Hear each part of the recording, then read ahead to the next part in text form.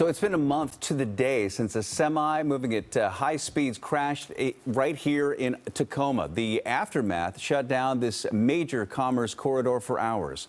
A truck driver was arrested for DUI and charged with vehicular manslaughter and assault. Since then, we've been digging into what's happening on Washington's highways and found these types of crashes are on the rise. Fox 13's Dan Griffin on I-5 with a closer look at why and what's being done to stop this. Dan? Yeah, well, Bill, it's an alarming trend. More truckers being involved in crashes under the influence. Just weeks before the deadly crash in Tacoma, a tow truck driver was killed after he was hit by a semi-truck on I-5 in Milton. That semi-truck driver was arrested on suspicion of DUI, and troopers are trying to stop more of these deadly disasters. One of the most horrific crashes I have seen since I worked as a state trooper. This was the morning of March 18th. We were interviewing Washington State Patrol Trooper Robert Ryer live on the scene of a horrific crash on I-5 in Tacoma near South 38th Street. 2 semis, 5 cars, at least 7 people involved, and one of them sadly killed. 1 second can change lives forever and even end lives. The driver of the maroon flatbed truck, 65-year-old Gregory Jenkins, has been charged with vehicular manslaughter and 4 counts of vehicular assault. Documents show Jenkins had a holster strapped to his ankle containing syringes and small bottles of liquid.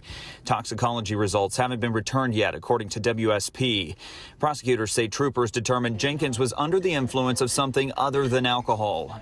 Although marked insulin, State Patrol doesn't believe it was, in fact, insulin. They say he crashed, appearing never to brake and going at highway speeds. Trooper Nicholas Hopper, who specializes in commercial vehicle enforcement, knows that essentially turns a truck into a missile. You know, these vehicles can range from 80,000 to 105,000 pounds here in the state of Washington. After a tow truck driver was killed in Milton in February, hit by a semi-truck driver arrested on suspicion of DUI, and this deadly crash in Tacoma, Fox 13 News reviewed years of data and thousands of reports in state databases.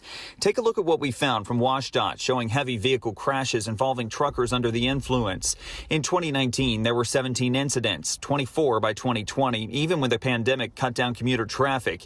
Last year, there were 27, and this year, there are 4, not including this latest deadly crash in Tacoma, a total of at least 73. Broken down locally since 2019, that's at least 42 incidents in our western Washington counties, with 22 in King County alone. Even more unsettling, the Federal Motor Carrier Safety Administration's Drug and Alcohol Clearinghouse data shows of 56,000 positive urinalysis tests, only 1,203 were positive for alcohol. The rest were all drugs.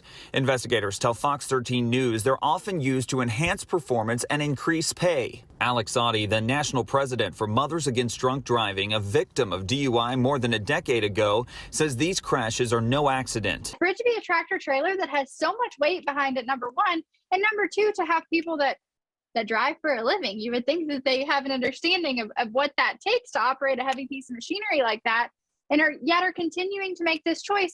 She's pushing for stronger legislation, more drunk driving technology, and enforcement. WSP is working to bring these deadly encounters to a screeching halt. This tweet shows troopers catching impaired truckers last month through Operation Sober Handle, with 2 arrested, one believed to be on meth, another high on marijuana. Troopers are doing random checks at ports of entry. They're also training city and county officers and even police in neighboring states to catch these trucks. The more people we can get out there to be comfortable making commercial motor vehicle stops and also have the training to do it, it will help hopefully reduce those collisions and just the drivers behind the wheels that are under the influence. Troopers say if you see what you believe is an impaired trucker, don't hesitate to call 911 and even the numbers on the truck. And of course, be vigilant. Be prepared for something to happen in front of you. Give yourself an out, give yourself space as a driver. Just be prepared for what could happen. Now, we reached out to the Teamsters, the union representing truckers, about this issue and what we found. We haven't heard back. It didn't appear the trucking company employing Jenkins had any problems before this, and Jenkins had no criminal record. The trucking company has not returned our request for comment either. Coming up on Good Day Seattle, the system's in place to keep truckers with violations off the road. Live in the newsroom, Dan Griffin, Fox 13 News.